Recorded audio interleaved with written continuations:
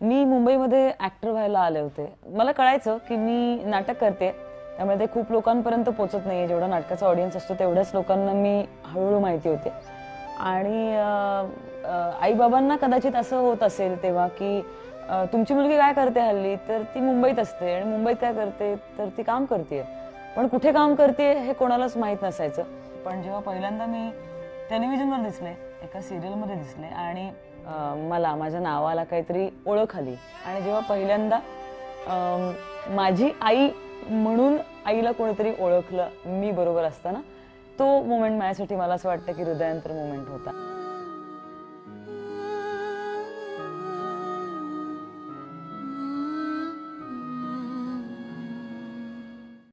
लहानपणीपासूनच मला कलेची आवड असल्यामुळे कला क्षेत्रातच पदार्पण करायचं हे मी खूप आधीपासूनच म्हणजे 12 वर्षाची होते तेव्हाच ठरवलं होतं. पण घरातून फारसा मला तसा पाठिंबा नव्हता, कारण मी माझ्या आजी आजोबांबरोबर लहानाची मोठी झाले आणि आजोबांचा खरं सांगायचं तर फार काही असा सपोर्ट नव्हता. कारण अर्थातच मध्यमवर्गीय मराठी घरातून आल्यानंतर फिल्म इंडस्ट्री हा टॅबूच मानला जातो. मी खूप त्यापासून लांब जायचा प्रयत्न केला, but somehow performing arts found me. आणि मग I put my foot down आणि मी कसंही करून माझ्या आजोबांना कन्व्हिन्स केलं, कारण मला त्यांच्या अगेन्स्ट जाऊन काहीच करायचं नव्हतं, कारण ती माझ्या आयुष्यातली खूप महत्त्वाची व्यक्ती आहे ती. त्यांनी एक आयपॅड घेतला आहे ज्यावर आता ते शिकतायत की त्यावर ते माझं काम कसं बघू शकतात. तर असं वाटतं की ही खूप महत्त्वाची मोमेंट होती, ही माझ्यासाठी हृदयांतर मोमेंट होती.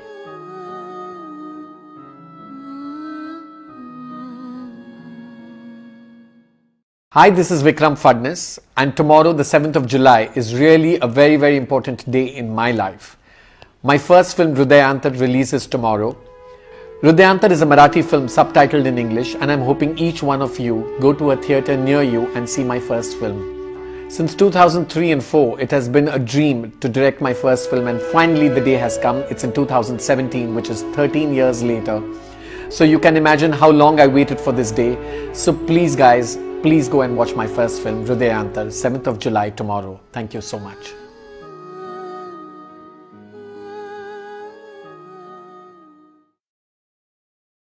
मी शाळेत असताना मला स्टेजची खूप भीती होती.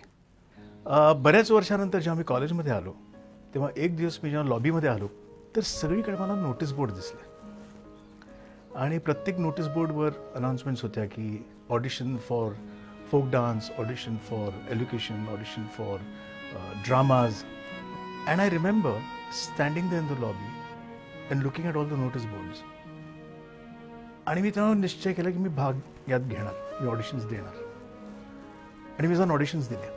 मला प्रत्येक ठिकाणीहून कॉल आला अँड आय गॉट कास्ट. तो मला वाटतं माझा हृदयांतराचा क्षण होता. जेव्हा हृदयांतर होतं तेव्हा मला वाटतं आपलं जीवन घडतं आणि ते जीवन घडण्यासाठी हृदयांतर होत राहू द्या. So please watch Hridayantar and celebrate life.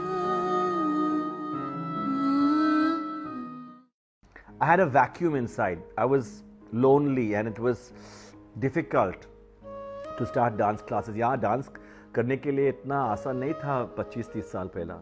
Principals would say no to me कि लड़का लड़की वेस्टर्न डांस कर रहा है, ये सब क्या है. Principals doors would shut in my face. उसके बाद मेरा लाइफ में एक phenomenal angel आया. Her name was Kaushik Bhavnagari. वो एक बुक लिखा है, Laws of the Spirit World. It has changed my life. It has changed my everything.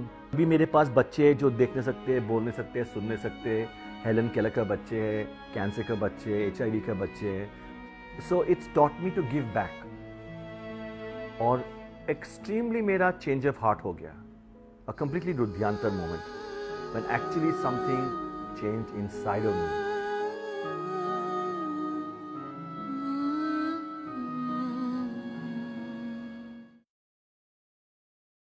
हे सुरानो चंद्रभा चांदण्यांचे कोशमा. जेव्हा गावावरून मी मुंबईत आलो आणि लक्षात आलं की वय निघून चाललं, लग्न केलं पाहिजे, पण मला मुलगी द्यायला कोणी तयार होईना, कारण पैसे मिळण्याची काहीच हमी नव्हती. त्याच्यामुळे कोणी मुलगी देत नव्हतं. एक मला स्थळ सांगून आलं होतं. MSc झालेली मुलगी होती, नोकरी करणारी होती. मी म्हटलं हां ती मुलगी माझ्याशी का लग्न करेल. मी चौकशी केली तर मला अत्यंत एक वाईट गोष्ट कळली, ती म्हणजे त्या मुलीला मंगळ होता.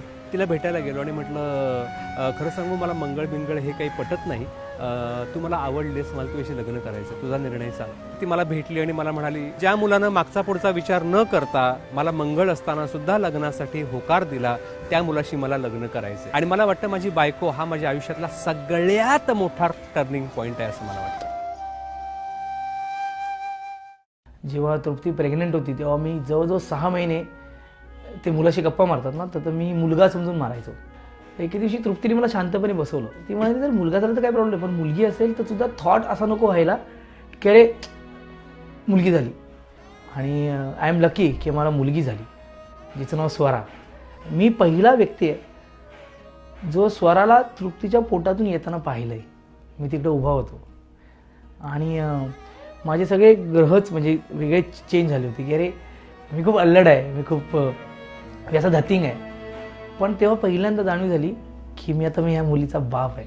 आणि ही माझ्यातली एक हृदयांतर मुवमेंट आहे की ही गोष्ट स्वीकारून मी बोलतोय. हृदयांतरच्या टीमला मी सांगेन की तुम्ही मला अशा पद्धतीने बोलतं केलं त्याबद्दल खरंच तुमचं अभिनंदन. All the best.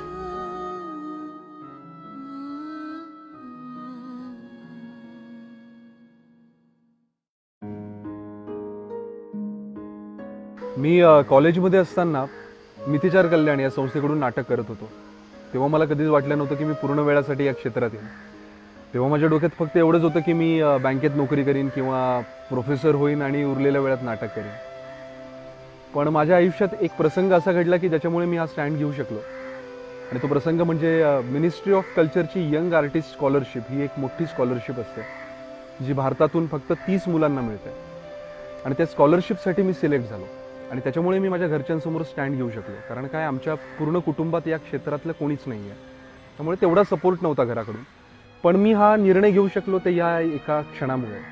म्हणून मला नेहमीच वाटतं की तुमचं हृदय तुम्हाला काहीतरी सांगत असतं दरवेळेस, ते तुम्ही ऐकलं पाहिजे शांतपणे, स्वतःचा सतत शोध घेणं आणि स्वतःला सतत चॅलेंज करणं, हेच माझ्यासाठी सेलिब्रेशन ऑफ लाईफ आहे.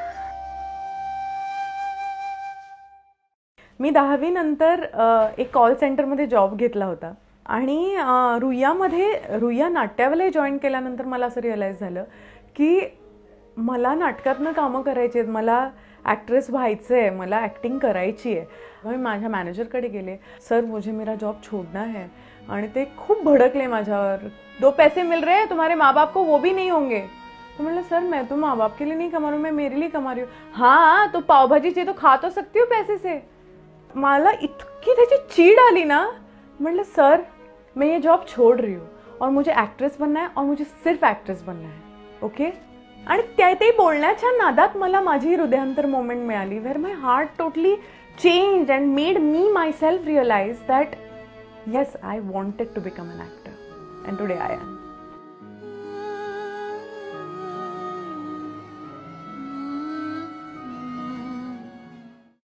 मी हजार चिंतांनी डोके खाजवतो, तो कट्ट्यावर बसतो, घुमतो, शिळ वाजवतो.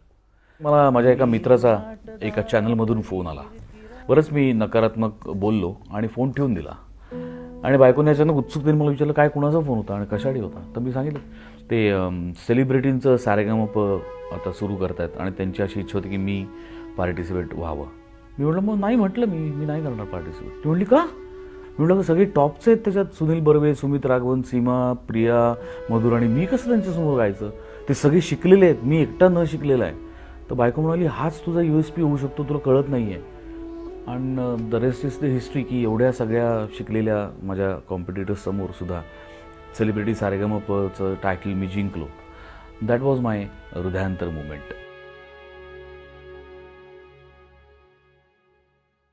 मला शाळेतला एक किस्सा आठवतोय. मी 5वीत होतो आणि शाळेत असताना मॅथ्स आणि सायन्समध्ये खूपच वीक होतो.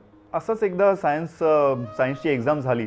त्यात आमच्या मिसनी पेपर देताना हाक मारली, Bhushan come here, this rascal doesn't want to study at all. आणि पेपर माझ्या हातात दिला. पण घरी आल्यानंतर खूप रडलो. तेव्हा आईने मला समजवलं की ठीक आहे तू नाही आहेस ना रास्कल, मग दाखवून दे, तू कर अभ्यास. त्यानंतर दिवस रात्र नुसता एकच विषय, सायन्स सायन्स सायन्स. टर्म एक्झाममध्ये परत रिझल्ट लागला. मी म्हटलं आता तरी जरा बरे मार्क मिळाले असतील आपल्याला, आणि मिसनी मला बोलवलं परत वर्गासमोर आणि she is like very good, I am proud of you. हा माझ्या आयुष्यातला पहिला हृदयांतराचा क्षण आहे, कारण तेव्हा कुठेतरी मला कळलं की if you believe in your self आणि तुम्ही एखादी गोष्ट जर ठरवली तर तुम्ही ते नक्की अचीव्ह करू शकता.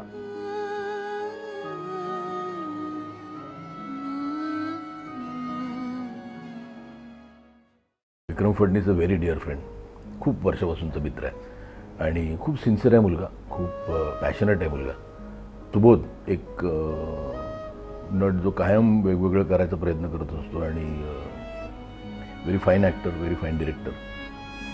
Mukta is one of the best we have. I would like everybody out there listening to me. 7 जुलैनंतर एक कुठेतरी एक डायरीमध्ये एक डेट किंवा एक टाईम नोट करा आणि हृदयांतर बघा. Hridayantar, celebrate life.